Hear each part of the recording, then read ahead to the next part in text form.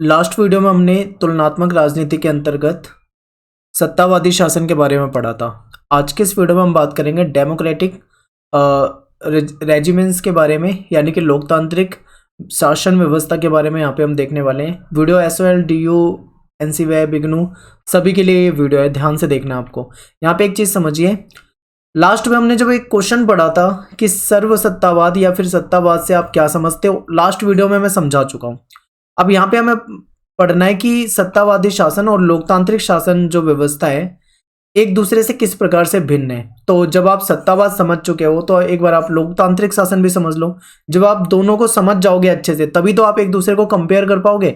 और तुलनात्मक राजनीति का मतलब ही है कि आपको कंपेयर करना है इसमें शासनों को, अलग अलग तरह के शासन व्यवस्थाओं को। तो चलिए देखते हैं, लोकतांत्रिक शासन की बात कर लेते हैं। बहुत आसान है, आप एक लोकतांत्रिक देश में रहते हो, छोटी छोटी क्लासों से आप 6 क्लास से ही पढ़ते आ रहे हो लोकतंत्र के बारे में, तो आप बहुत आराम से और बहुत अच्छे से समझ जाओगे इसको। तो देखते हैं लोकतांत्रिक शासन का अर्थ क्या होता है। लोकतांत्रिक शासन व्यवस्था में जनता के द्वारा चुने गए प्रतिनिधियों द्वारा शासन होता है। आप जानते हैं कि जब हमारे ऊपर जो शासन करते हैं, हमारे जो नेता होते हैं, उसको कौन चुनता है? तो उसको हम ही चुनते हैं, यानी कि जनता के द्वारा ही वो जो नेता होते हैं वो चुने जाते हैं वोटिंग के जरिए। ठीक है, क्या होता है यहाँ पे? वोटिंग होती है, मतदान होता है, उसके जरिए चुने जाते हैं। बहुत ही आसान है। आगे देखिए, जनता द्वारा, जनता के लिए, जनता का शासन, ये आप कई बार पढ़ चुके हैं। यानी कि जनता के द्वारा चुने जाते हैं, जनता के लिए ही होता है और जनता का ही शासन कहलाता है वो। चलिए और समझते हैं, लोकतांत्रिक शासन की विशेषता आते हैं, विशेषता पे आ जाएंगे हम। और विशेषताओं को जब हम पढ़ेंगे तो आपको बहुत सारे टॉपिक यहाँ पे समझ में आ जाएंगे। स्वतंत्र एवं निष्पक्ष चुनाव, यानी कि बिल्कुल एक तरह से ये समझ लो कि जेन्युइन तरीके से चुनाव होता है, वोटिंग होती है, मतदान होता है। ठीक है, हमारे पास जिसको हम चाहें उसको वोट दे सकते हैं। हम बिल्कुल स्वतंत्र हैं, बिल्कुल स्वतंत्र हैं। हमारे सामने 10 कैंडिडेट खड़े हैं, वो हमसे वोट मांगने आते हैं। अब हमारी मर्जी है, हम किसी को भी वोट दे के जिता सकते हैं। ठीक है। दूसरा है कि संविधान के द्वारा शासन। जो लोकतांत्रिक देश होते हैं यहाँ पे शासन जो होता है वो संविधान के द्वारा होता है, जबकि सर्वसत्तावादी जो शासन हमने लास्ट वीडियो में पढ़ा था वहां पे क्या होता था, शासन जो होता था वो संविधान के अनुसार नहीं होता था। ये हमने लास्ट वीडियो में पढ़ा हुआ था। ठीक है, संविधान को ही सर्वोच्च माना जाता है, संविधान में सबके अधिकार होते हैं। आगे देखिए, कानून का शासन, संविधान के द्वारा शासन, इसको आप कानून का शासन भी कह सकते हो, क्योंकि यहाँ पे जो कानून बने हुए हैं उनको फॉलो करना पड़ता है। संविधान में जो नियम बनाए गए हैं उसको फॉलो करना पड़ता है। तो यहाँ पे एक तरह से आप ये समझ सकते हो कानून का शासन भी है। अगला है मौलिक अधिकार। लोकतांत्रिक देश जो होते हैं यहाँ पे आपको मौलिक अधिकार मिलते हैं, जो कि आपको वैसे देशों में नहीं मिल पाते। जितने अधिकार आपको लोकतांत्रिक देश में मिलेंगे, क्या इतने अधिकार आपको सर्वसत्तावादी या फिर सत्तावादी शासन के अंदर मिलते हैं? नहीं मिलते। लास्ट वीडियो में हम पढ़ चुके हैं। ठीक है, हमें स्वतंत्रता का अधिकार है, जीने का अधिकार है, अपने विचारों की अभिव्यक्ति के लिए अधिकार है, विचारों की अभिव्यक्ति का अधिकार है। ठीक है, कोई भी रोजगार अपनाने का अधिकार है। हमें बहुत सारे अधिकार है, जो कि सभी देशों में इस तरीके के अधिकार नहीं होते हैं।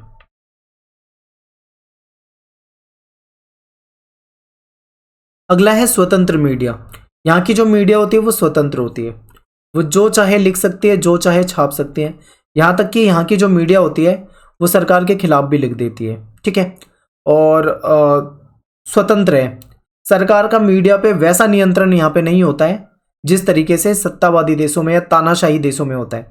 तानाशाही देशों में आपने तानाशाही शासन में क्या पढ़ा था कि वहां पे पूरा नियंत्रण होता है मीडिया पे, मीडिया सरकार के खिलाफ नहीं लिख सकती है। ठीक है, यहाँ पे स्वतंत्र है, ये पॉइंट आप समझ सकते हैं। अगला देखिए, आंदोलन का अधिकार। लास्ट वीडियो में हमने पढ़ा था जो शासन, उसमें यह पढ़ा था कि वहां पे लोगों को आंदोलन का अधिकार नहीं होता था, लेकिन लोकतंत्र में आंदोलन का अधिकार होता है। अगर आप एक लोकतांत्रिक देश में रहते हैं, अगर आपको लगता है कि सरकार ने कुछ गलत किया है और सरकार कोई गलत रूल लेके आ रही है या कुछ भी, तो आप उसके खिलाफ क्या कर सकते हैं? आंदोलन कर सकते हैं। आपको आंदोलन करने का अधिकार है। बस एक चीज का ध्यान रखना है, आपका जो आंदोलन है वो शांतिपूर्वक होना चाहिए। ऐसा ना हो कि आप हथियार लेकर आंदोलन करें, तो वो अलाउ नहीं है फिर। ठीक है, दंगे नहीं करने चाहिए और भी कई तरह की चीजें वो अलाउ नहीं है। शांतिपूर्वक तरीके से आप आंदोलन कर सकते हैं।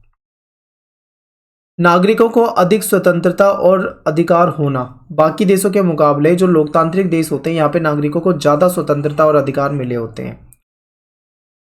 प्रमुख फैसले चुनी हुई सरकार के द्वारा लिए जाते हैं। ठीक है, वहां पे क्या होता था, तानाशाही शासन में एक शासक होता था या एक गुट होता था या एक पार्टी होती थी, वही अपने फैसले लेते थे। लेकिन जो लोकतांत्रिक देश होते हैं वहां पे जो वहां की जो गवर्नमेंट होती है, ठीक है, चुनी हुई जो सरकार होती है, वो क्या कर सकती है, फैसले लेती है। एक पॉइंट हो जाएगा मानव अधिकारों का सम्मान। यहाँ पे मानव अधिकारों का सम्मान किया जाता है। ठीक है, ये भी एक बहुत इंपॉर्टेंट पॉइंट हो जाएगा, जबकि तानाशाही देशों में ऐसा नहीं होता। तानाशाही देश जो होते हैं वहां पे क्या होता है कि मान लो लोग सरकार की आलोचना एक तो कर नहीं सकते, मान लो लोग इकट्ठे हो गए सरकार की आलोचना करने के लिए, अब ऐसे में सरकार के जो लोग होते हैं वो उन पे हमला करवा देते हैं, उनके आंदोलन को कुचलने के लिए उन पे गोलियां चलवा देते हैं। तो वहां पे मानव अधिकारों का बिल्कुल भी ध्यान नहीं रखा जाता, जबकि इन देशों में सम्मान किया जाता है।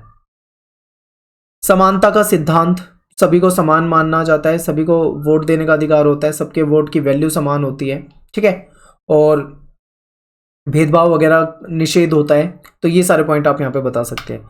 तो इस तरीके से आप यहाँ पे ये समझ चुके हैं कि लोकतांत्रिक शासन और सत्तावादी शासन में क्या अंतर होता है। सत्तावादी शासन को आप एक बुरा शासन कह सकते हो और लोकतांत्रिक शासन को आप एक अच्छा शासन कह सकते हो। तो ये तो आपको डिफरेंस पता लग गया।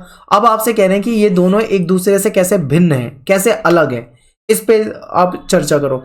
एक क्वेश्चन ये भी आ सकता है आपसे अलग लैंग्वेज में कि सत्तावादी और लोकतांत्रिक शासन में अंतर बताओ, सत्तावादी और लोकतांत्रिक शासन में तुलना करो, सत्तावादी और लोकतांत्रिक शासन में भिन्नता बताओ। शब्दों को घुमा देते हैं, क्वेश्चन वही रहता है और आपसे पूछ लेते हैं। तो देखिए अब मैं ये उम्मीद करके चल रहा हूं कि आप अच्छे से समझ गए हो।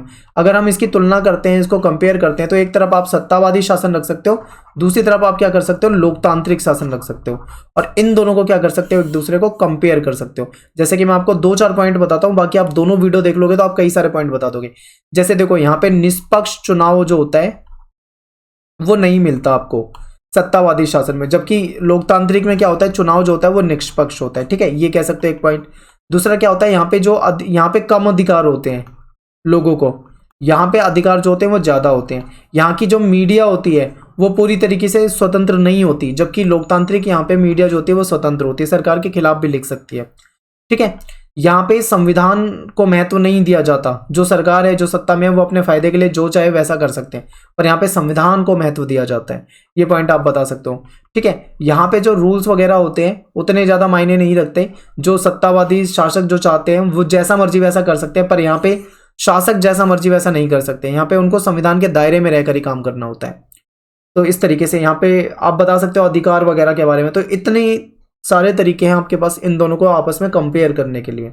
ठीक है, यहाँ पे हिंसा का सहारा लिया जा सकता है, सत्तावादी शासन में लिया जा सकता है, क्या यहाँ पे लिया ही जाता है, जबकि यहाँ पे ये सारी चीजें अलाउड नहीं होती। यहाँ पे मानव अधिकार का कोई महत्व नहीं होता, पर यहाँ पे मानव अधिकारों का सम्मान किया जाता है। ऐसे पॉइंट आप बता सकते हो। इतने सारे पॉइंट बनेंगे, आप कोई भी पॉइंट बता सकते हो। इसके लिए आपको क्या करना पड़ेगा, दोनों ही वीडियो देखनी पड़ेगी, और उन दोनों वीडियो को देखने के बाद ही आप कंपेयर कर पाओगे। तो यहाँ से हमारा जो दूसरा क्वेश्चन था ये हमारा कंप्लीट हो चुका है। ठीक है, 2 पार्ट में ये क्वेश्चन आया है और आपको डिफाइन कर दिया है मैंने, मोटा मोटा समझा दिया है। इसके बाद आप और आपके पास बुक वगैरह आप वहां से पढ़ सकते हो। तो मिलते हैं फिर नेक्स्ट वीडियो में। Thanks for watching. सभी को जय हिंद, जय भारत।